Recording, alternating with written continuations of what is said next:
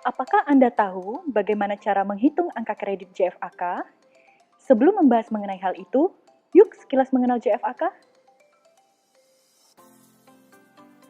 Jabatan Fungsional Analis Kebijakan atau yang dikenal dengan JFAK merupakan jabatan fungsional tertentu yang mempunyai tugas, tanggung jawab, dan wewenang untuk melaksanakan kajian dan analisis kebijakan dalam lingkungan Kementerian Keuangan.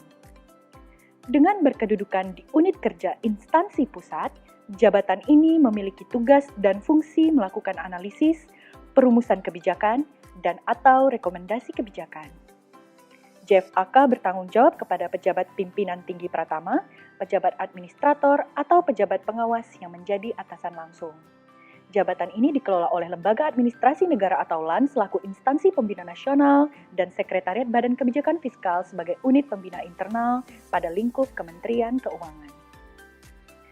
Fungsional analis kebijakan sendiri terdiri dari 4 jenjang jabatan, yaitu analis kebijakan ahli pertama, ahli muda, ahli madya, dan ahli utama.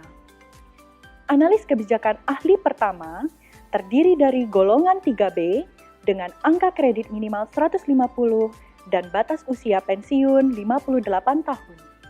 Yang kedua adalah jenjang ahli muda yang terdiri dari golongan 3C dengan angka kredit minimal sebesar 200 dan golongan 3D dengan angka kredit minimal sebesar 300. Batas usia pensiun pada jenjang ini adalah 58 tahun.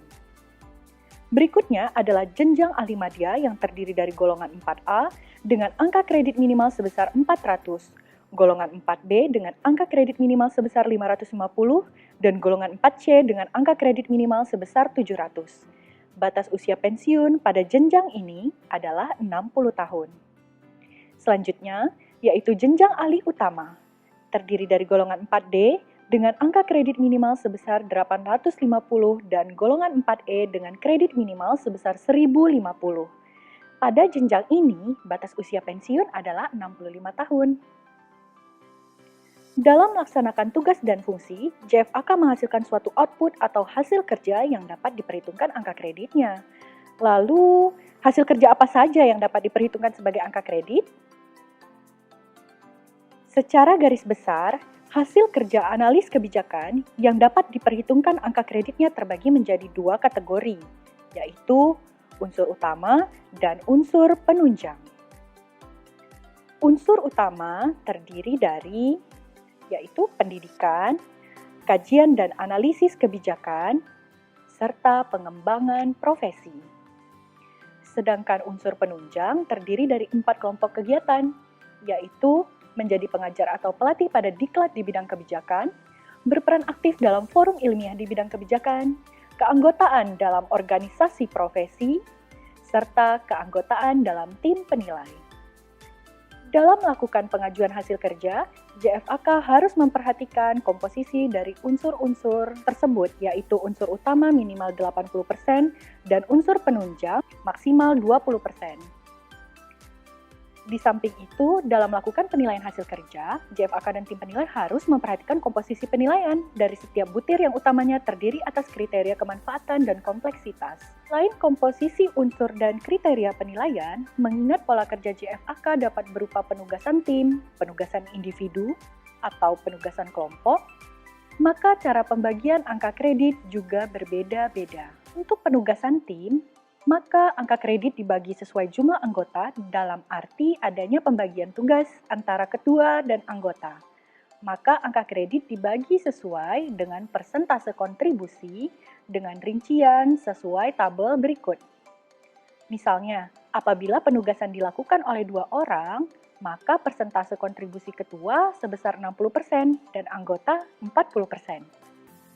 Untuk penugasan individu, maka angka kredit maksimal dengan memenuhi kriteria, subkriteria, indikator, serta bukti yang dipersyaratkan.